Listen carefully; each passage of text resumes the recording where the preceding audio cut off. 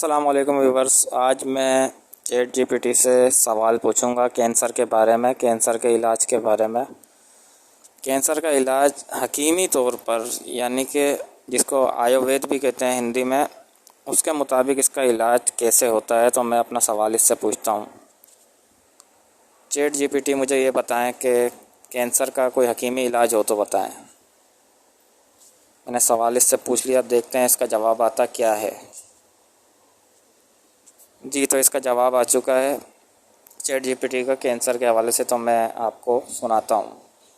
Cancer एक पेचीदा बीमारी है और इसका मौसर इलाज जदीद मेडिकल साइंस में सर्जरी और दीगर तरीक़ों से किया जाता है। तमाम कुछ हकीमी, आयुर्वेद और देसी तरीक़े मुआविन इलाज के तौर पर इस्तेमाल किए जा सकते हैं।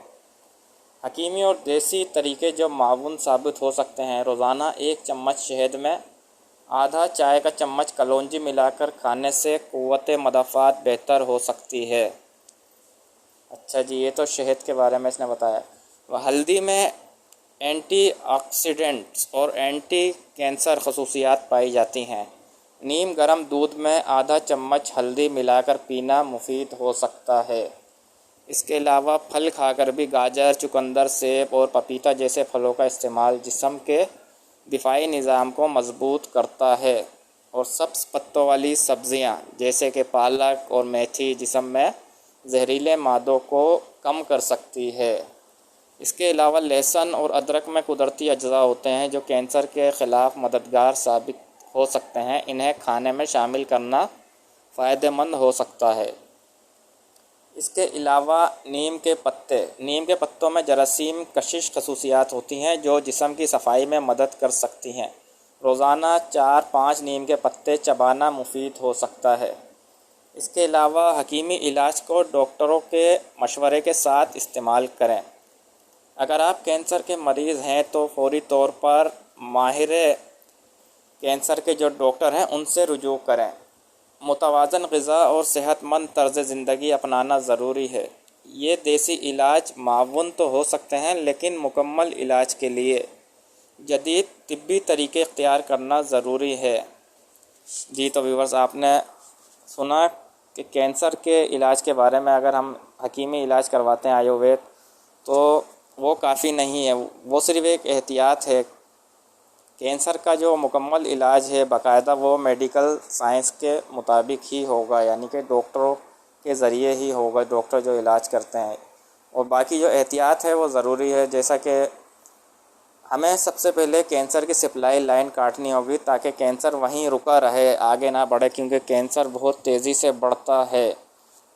अब इसको बढ़ने से रोकने के लिए आपको सबसे पहले खुराक पर तवज्जो देनी होगी। जानवर भी अगर बीमार होते हैं तो आपने देखा होगा कि वो सबसे पहले अपना खाना पीना छोड़ते हैं, जानवर हों या परिंदे हों। लेकिन हम जब बीमार पड़ते हैं तो हम और ज़्यादा खाते हैं, तो इससे तो जरासीम और बढ़ेंगे, इसी वजह से और ज़्यादा बीमारी बढ़ती है।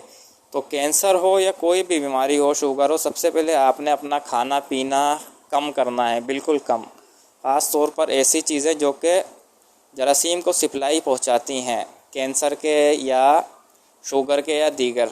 तो इनकी सप्लाई लाइन क्या है? इनकी सप्लाई लाइन ये है कि चावल खाना छोड़ें, चीनी खाना छोड़ें, दूध पीना छोड़ें। ये सप्लाई लाइन है। ये जब तक आप खाते पीते रहेंगे ये चीज़ें, तो जरासीम बढ़ते रहेंगे, चाहे वो कैंसर का हो या शुगर का या कोई सा भी हो।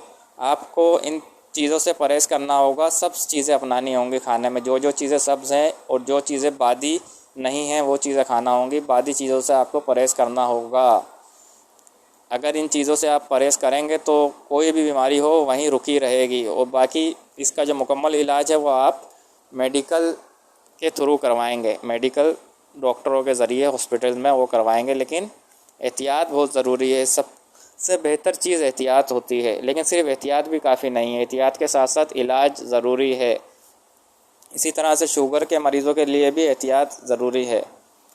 तो जो चीज़ें आपको इसमें बताई गई हैं एआई के ज़रिए, एआई के थ्रू, आप उन पर अमल करें। खाने पीने की चीज़ों में एहतियात करें ताकि वो वहीं रुका रहे। उसके बाद आप हॉस्पिटल में कहीं अच्छे डॉक्टर से उसका बाकायदा इलाज करवाएं। तो उम्मीद है आपको वीडियो पसंद आई होगी। अगर पसंद आई हो तो चैनल को सब्सक्राइब कीजिएगा। शुक्रिया।